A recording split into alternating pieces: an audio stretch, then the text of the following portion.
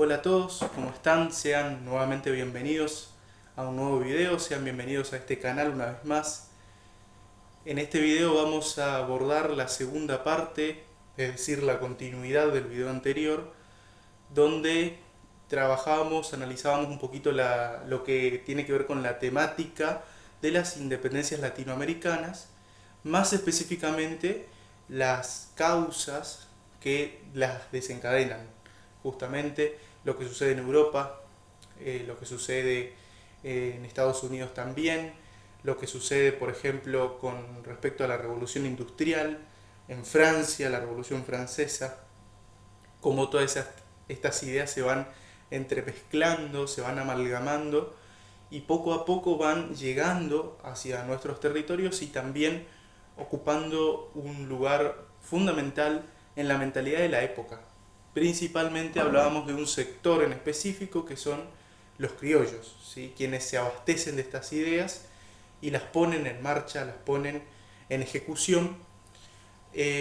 Así que bueno, esto es lo que más o menos a modo de síntesis abordábamos en el video anterior, charlábamos, y que va a ser crucial para entender luego cómo y por qué se desencadenan estos levantamientos independentistas. En el video de hoy lo que vamos a analizar no es tanto una cuestión así puntual y rigurosa de cada territorio en específico y cómo se lleva adelante la independencia allí, sino más bien a modo casi que por encima, ¿sí?, de los procesos, analizándolos más bien como un todo y no puntillosamente a cada uno en particular. Así que esa es la idea para este video. Como yo siempre digo, soy estudiante del profesorado en Historia.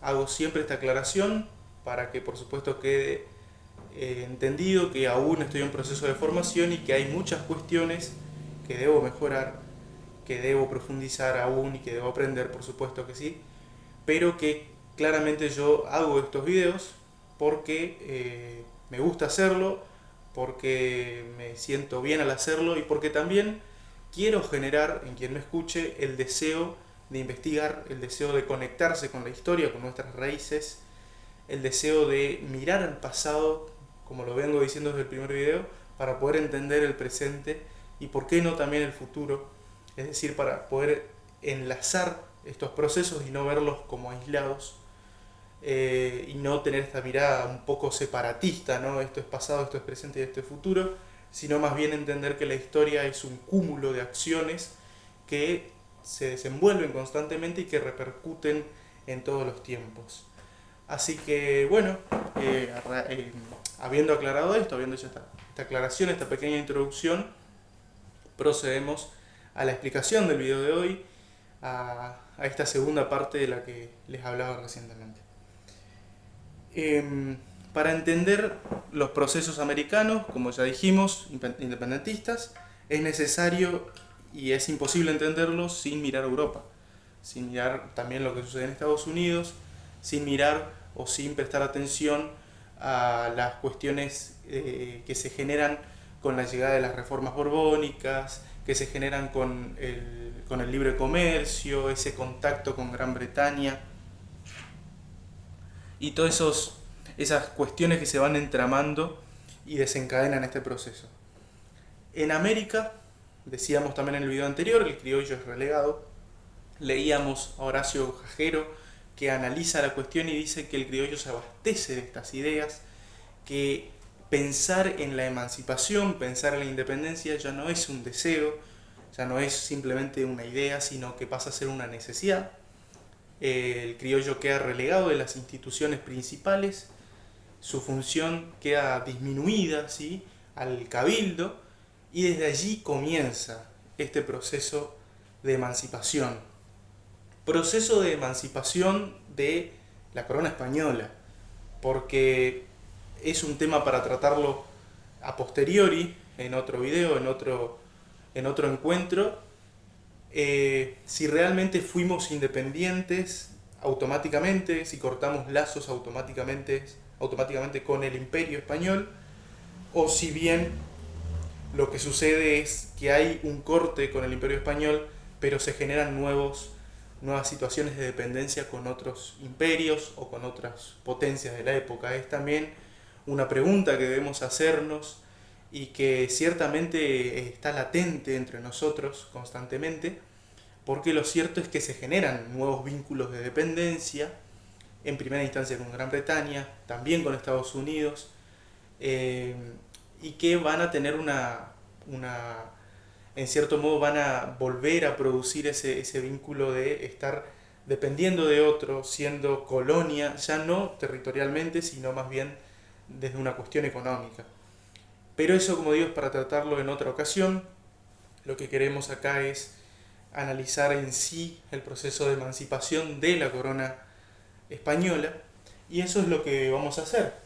Hay una autora muy conocida y que de una manera muy simple explica la historia y narra este proceso emancipatorio, que se llama Teresa Eyerbras.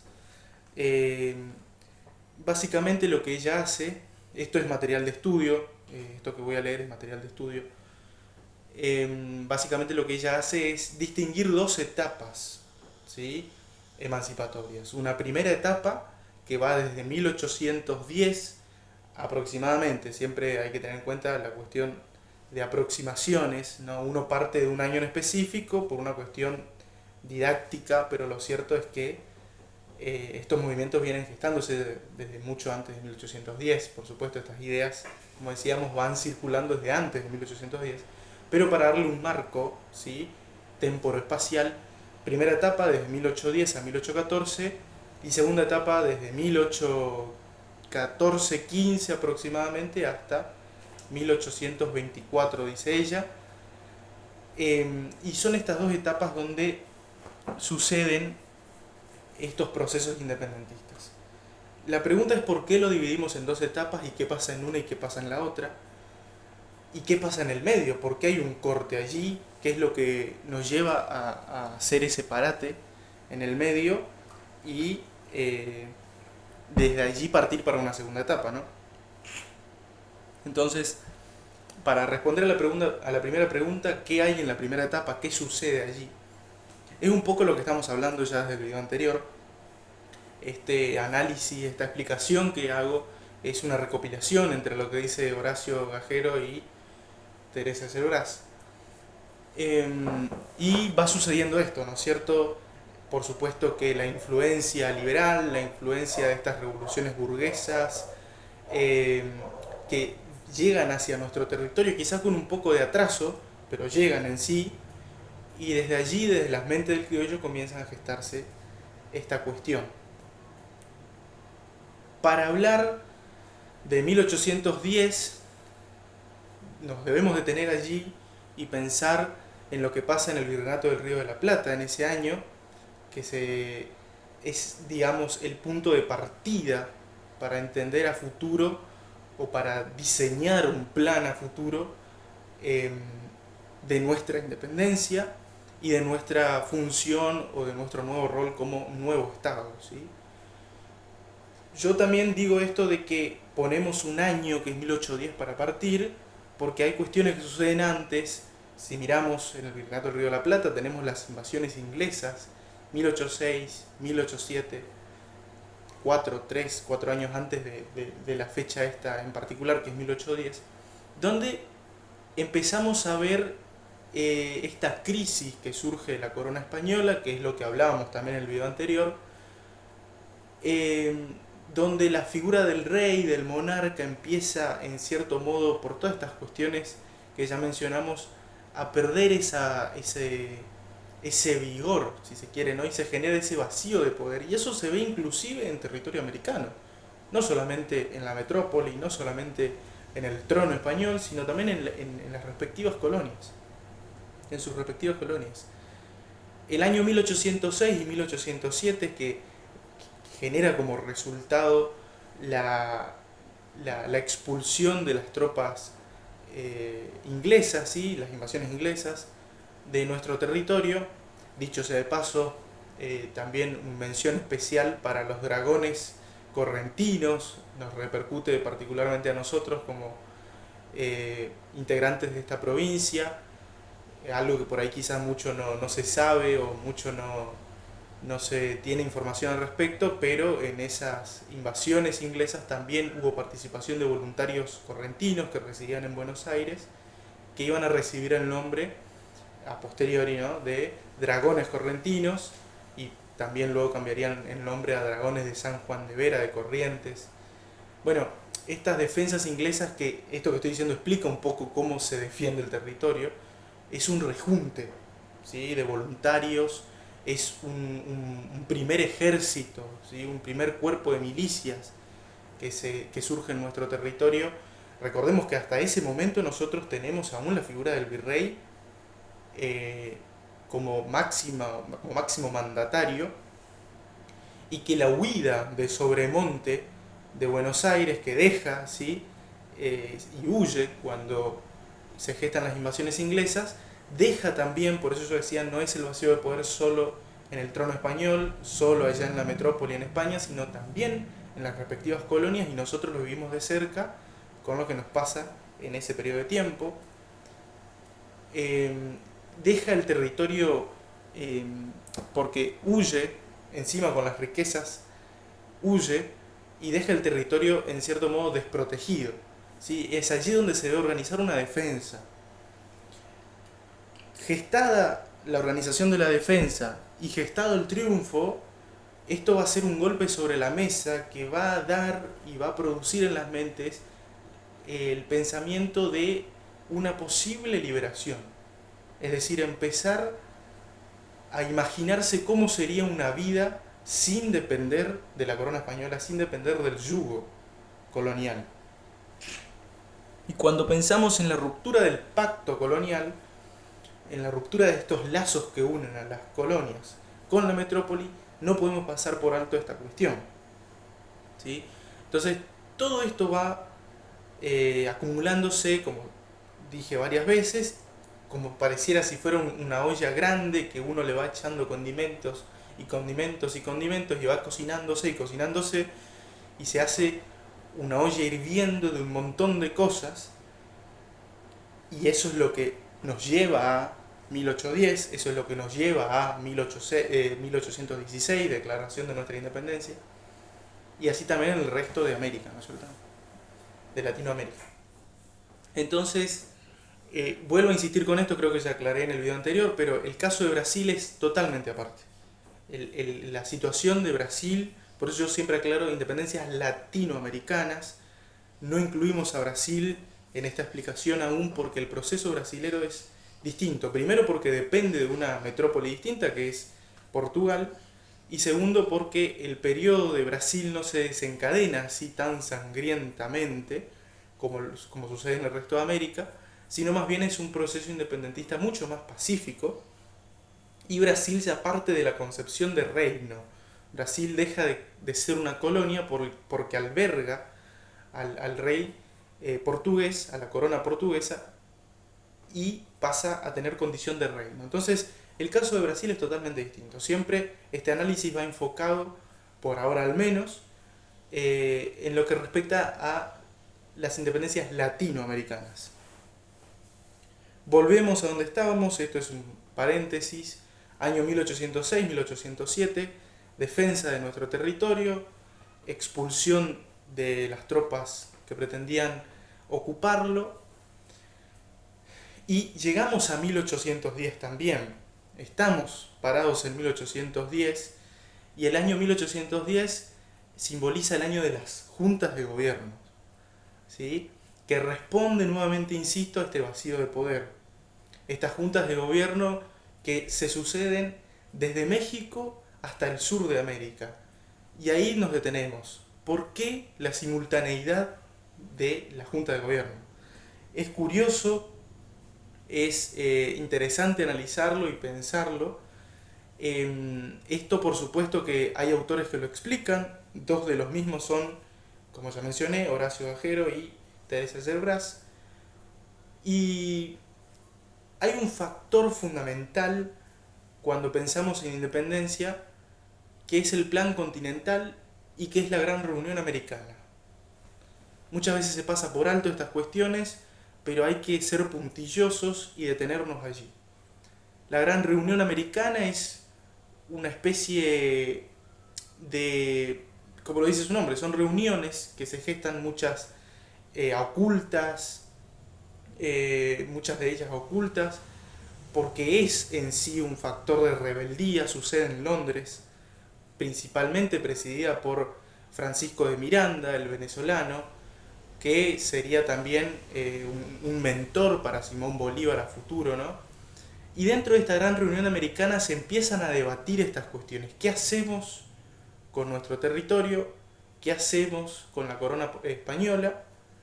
Y esta reunión americana también está avalada, por supuesto, por Londres. A Gran Bretaña siempre le conviene pensar en una hipotética emancipación de las colonias americanas, porque eso abre un sinfín, o al menos una gran posibilidad de comercio, de negocio con estos nuevos territorios que surgirían a partir de las revoluciones. Entonces, pensar en las independencias desde 1810 en adelante y cómo las juntas de gobierno son simultáneas, quizá responde plenamente a la Gran Reunión Americana. La Gran Reunión Americana que elabora un plan continental. Y el plan continental no es más que liberar a toda América, ¿sí? Llevado adelante acá en nuestro territorio por San Martín, llevado adelante también por Simón Bolívar. Y todos estos exponentes, por ejemplo también O'Higgins participa de esta reunión, Carrera también, chilenos ambos, ¿sí? Son partícipes de esta reunión y pretende llevar adelante este plan continental emancipatorio para todo el continente. Quizá esto explica la simultaneidad de las juntas de gobierno que se dan en 1810, con algunas diferencias de meses, por supuesto, pero en el mismo año. Entonces, en 1810, y por eso parte de ahí, desde ahí, Teresa Cerbrás, en México, desde México hasta Argentina y Chile se gestan juntas de gobierno.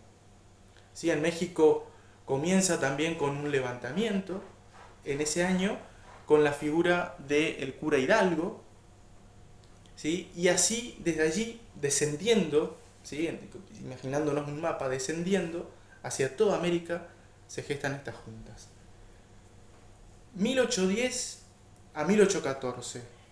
En este periodo, es el primer periodo del que habla Teresa Cerbrás, se desarrollan las juntas, se llevan adelante algunos conflictos, algunos enfrentamientos directamente de los revolucionarios contra la corona española, contra el poder monárquico, todavía vigente en América. Y en 1815, en particular, ahí nos detenemos y por eso la autora hace un quiebre ahí, dice 1810, 1814, 1816, 1824. Pero 1815 queda como ese año, como esa división. Y esto sucede porque en el año 1815 se produce la restitución, volvemos a Europa, volvemos a la metrópoli, volvemos a España, pensamos en esa España convulsionada que ha perdido su rey, pero que ahora la caída de Napoleón, el francés Napoleón, hace que las monarquías absolutistas retomen el control en Europa.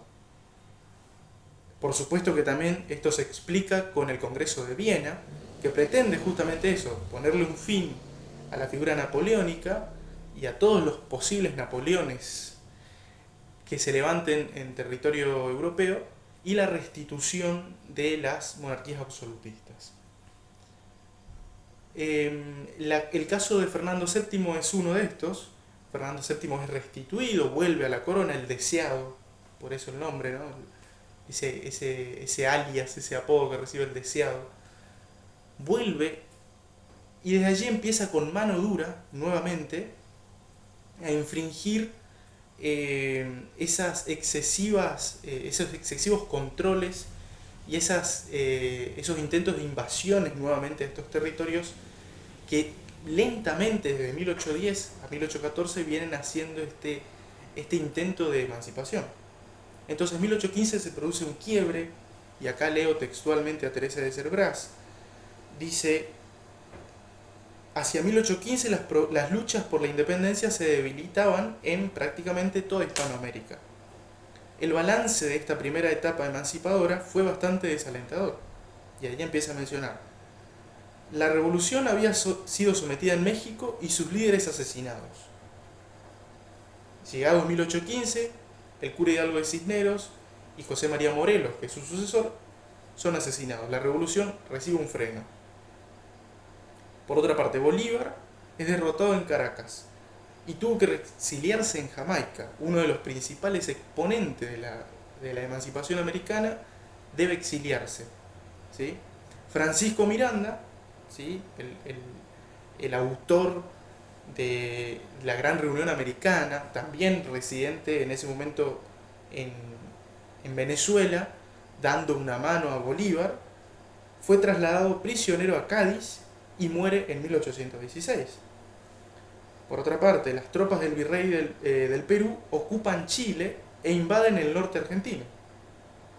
Entonces, vencidos por los realistas, Bernardo O'Higgins y otros emigrados chilenos se refugian en Mendoza. Fijémonos cómo es necesario hacer un corte, ¿no?, en 1814 y analizar 1815 por separado, por todas estas cuestiones que van sucediendo y cómo estos líderes sufren un retroceso, ¿sí?, que se explica principalmente por la presión que se ejerce desde la metrópoli, ya con el rey restituido y con el Congreso de Viena funcionando, ¿sí? Entonces, acá leo textualmente, dice la autora: solo en buena parte de las provincias unidas del Río de la Plata el gobierno criollo continuaba en pie. Esa es la situación para 1815. Y para empezar a sentar las bases para el año 1816. Entramos a esta segunda etapa, ¿sí?, muy convulsionados al año 1816 por todos estos puntos que ya estuvimos leyendo, que ya estuvimos abordando, por lo que sucede con los principales exponentes o por los líderes criollos del momento, el caso de Bolívar, el caso de Francisco Miranda, que también muere, el caso en México y que también repercute a la zona de Centroamérica, la muerte del cura Hidalgo y por supuesto que también su sucesor José María Morelos, la situación en Chile, ¿sí?, que Chile tiene que someterse a ese foco realista muy vigente y muy poderoso que todavía reside en América, que es el Perú, ¿sí?, que se logra expulsar en cierto modo o vencer en casi todo el territorio chileno a las tropas realistas, pero lo cierto es que en el sur de Chile queda un foco de vital importancia realista que aún ofrece resistencia, ¿sí? Fijémonos cómo también estos líderes y estos revolucionarios chilenos deben refugiarse en territorio argentino para desde allí rearmar nuevamente la revolución en sí. Entonces, y como dice la autora, por supuesto que en buena parte de las provincias unidas del Río de la Plata el gobierno criollo continúa en pie. Es el único territorio que en ese periodo de tiempo aún se mantiene bastante vigente con respecto a las luchas por la independencia. Pero lo cierto es que en el resto de América hay un retroceso bastante importante. A partir de 1816 se lleva adelante esta segunda etapa, ¿sí? Y en esta segunda etapa vamos a empezar a ver ya cómo se ejerce una libertad, una revolución ya no a medias, ya no quizá tan controversial por la intervención de la metrópoli, sino más bien una revolución que se logra gestar realmente y con el documento, ¿sí?, que fundamenta la independencia de cada uno de estos territorios. El primer territorio en independizarse en el año 1816 es el Virreinato del Río de la Plata, lo que hoy nosotros llamamos Argentina. En 1811 ya se gesta la independencia de Paraguay. Me equivoqué, el primer territorio en independizarse es Paraguay. En 1816 el segundo es el Virreinato del Río de la Plata. El caso paraguayo también es particular, se me acaba de pasar ese dato, pero lo traigo a consideración porque en 1810 Paraguay organiza su junta de gobierno, como en el resto de América por supuesto, pero en 1811 ya se declara independiente. Si bien aún no recibe la aceptación quizá por el resto de países, ¿no? Como la consideración de que sí, entendemos que sos un nuevo Estado que ha surgido y que se ha independizado, pero lo cierto es que esa aceptación la recibe años después, ¿sí? Esa legitimidad. Pero lo cierto es que a partir de 1811 ya Paraguay es independiente y de allí se comienza un proceso de aislamiento, si se quiere, en donde Paraguay, bajo la autoridad de un dictador que es José Gaspar Rodríguez de Francia, va a mantenerse aislada y va a comenzar su propio proceso de industrialización, su propio proceso de crecimiento, ¿sí? En lo económico y también en lo industrial. Eh, Luego va a seguirlo, van a seguirlo los López, ¿sí? El más conocido de ellos, por supuesto, que es el hijo, López hijo, que es Francisco Solano, quien va a tener una relevancia importante en la guerra de la Triple Alianza, pero eso ya es mucho más para acá, segunda mitad del siglo XIX. Pero quiero dejar en claro esto, que Paraguay es el primer territorio americano, o al menos sudamericano, que declara su independencia. Seguido tenemos, por supuesto, que el Virreinato del Río de la Plata, que para 1816 logra gestar su independencia realmente, logra romper lazos definitivamente, y desde allí comenzar esta nueva etapa ya como territorio, ¿sí? Libre del yugo colonial español. Entonces esta segunda etapa va a estar marcada por esta cuestión de la legalización de la ruptura, ¿no? La ruptura definitiva con el yugo colonial, con el lazo colonial, con este pacto que hasta acá se venía teniendo o venía teniendo vigencia, que empezó a resquebrajarse a partir de 1810 y que para 1816, desde allí en adelante, comienza a realmente resquebrajarse por completo, romperse absolutamente, y comienzan a surgir estos nuevos estados americanos. Estados que ya existían, con sus bases, con sus raíces, pero que desde ahora en adelante van a empezar a tener esa preponderancia como territorio propio, ¿no? Entrada la segunda etapa del siglo XIX, Diego, bien, ¿sí? San Martín, que es nuestro héroe, ¿no? El principal héroe de la independencia argentina, va a llegar hacia el Perú y gestar la liberación del Perú también, que es ese foco realista que se mantiene firme hasta el final, que no cede ante estas revoluciones y sigue siendo ese punto de reunión de la metrópoli o de las fuerzas de la metrópoli, de ese foco realista, ¿sí? Vital todavía, inclusive en la segunda en la segunda etapa del siglo XIX, es decir, a partir de 1820. Se gesta así entonces la independencia del Perú. Previamente San Martín también participa con O'Higgins de la liberación de Chile, ¿sí? Lo propio hace Bolívar en Venezuela, Ecuador y Colombia también. Un arduo trabajo que le toca a Bolívar, porque debe lidiar no solamente contra la corona o contra los realistas, contra las fuerzas realistas, sino también contra los diferentes pueblos o las diferentes etnias que también se hacen aliados, ¿sí?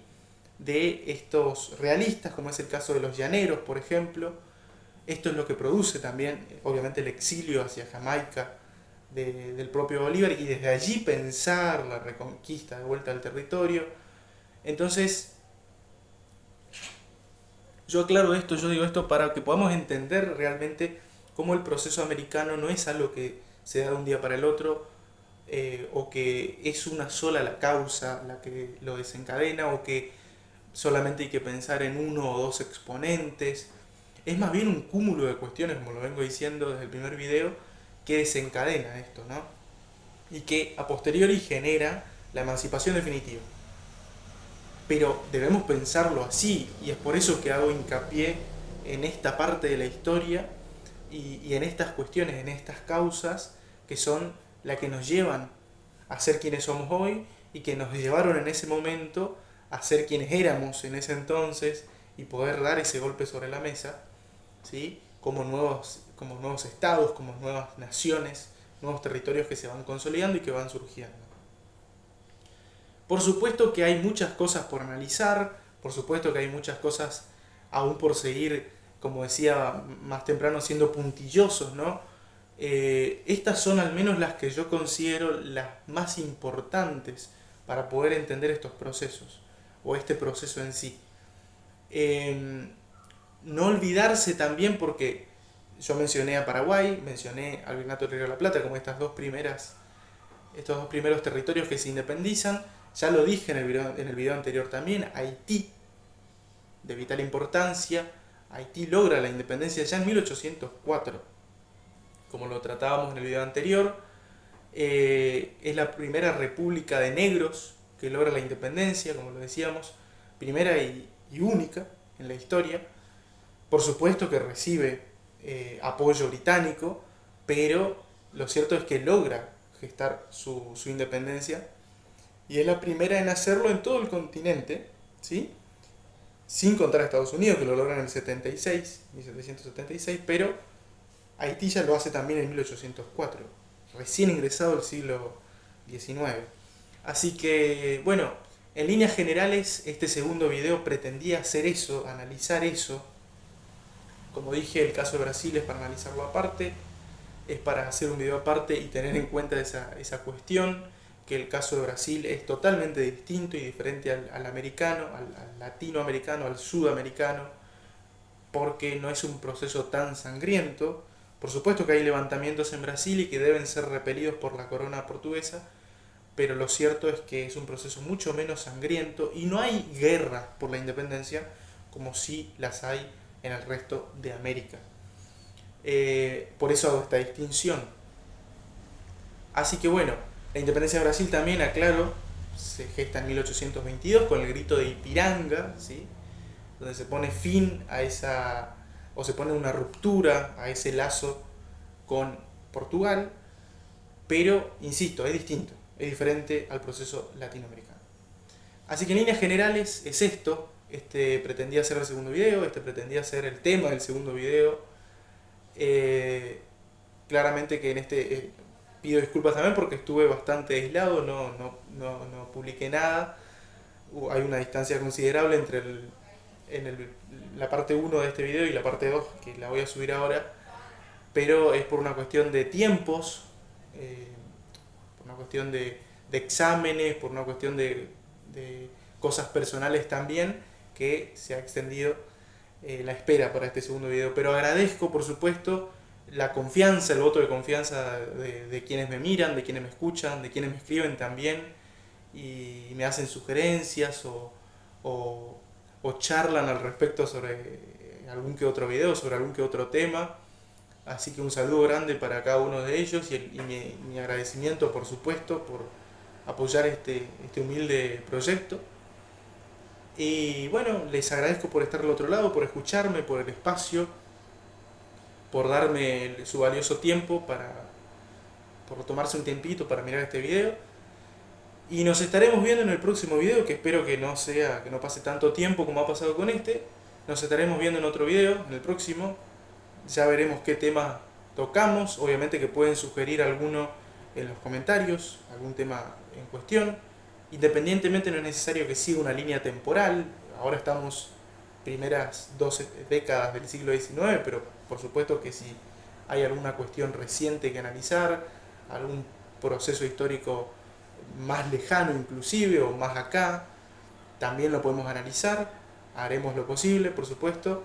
Así que espero sugerencias, espero comentarios y estoy siempre a disposición, por supuesto, para escucharlos, para leerlos. Y es por eso también que les agradezco por el apoyo, como ya dije. y por ver este video. Así que muchísimas gracias, nos estamos viendo en el próximo. Hasta pronto.